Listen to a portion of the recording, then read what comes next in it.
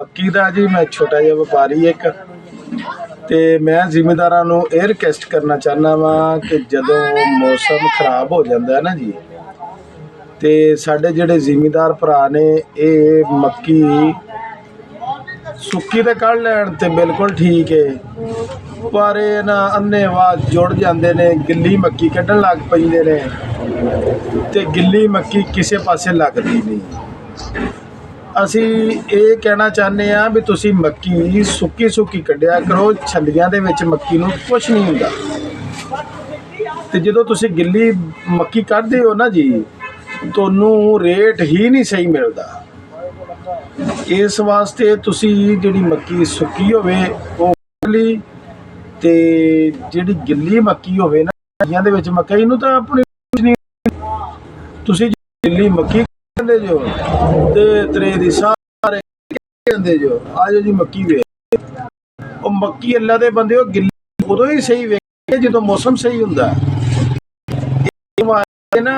ਆਪਾਂ ਇਹ ਕੰਮ ਕਰੀਏ ਕਿ ਜਿਹੜੀ ਮੱਕੀ ਹੈ ਨਾ ਉਹ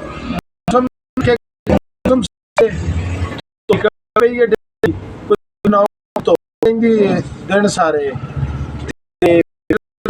ਮੱਕੀ ਗਿੱਲੀ ਵੀ ਕੱਢ ਲਵੋਗੇ ਨਾ ਤੇ ਵਪਾਰੀ ਤੁਹਾਡੇ ਕੋਲ ਖੁਸ਼ ਹੋ ਕੇ ਰਹਿ ਲੇਗਾ। ਉਹਦੇ ਵਿੱਚ ਮੱਕੀ ਦੇ ਵਿੱਚ ਵੀ ਕੋਈ ਕਦਰ ਬਣਦੀ ਤੇ ਤੁਸੀਂ ਫੁੱਲ ਗਿੱਲੀ ਕੱਢ ਲੈਂਦੇ, ਯਕੀਨ ਜਾਣੋ ਮੱਕੀ ਦੇ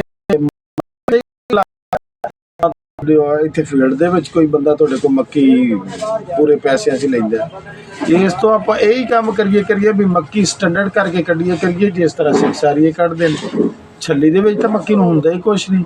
ਮੱਕੀ ਨੂੰ ਗਿੱਲੀ ਨੂੰ ਮਸਲਾ ਬਣਦਾ ਤੋੜੇ ਦੇ ਵਿੱਚ, ਤੋੜੇ 'ਚ ਬਣ ਗਿਆ ਜਾਂ ਢੇਰੀ 'ਚ ਬਣ ਗਿਆ।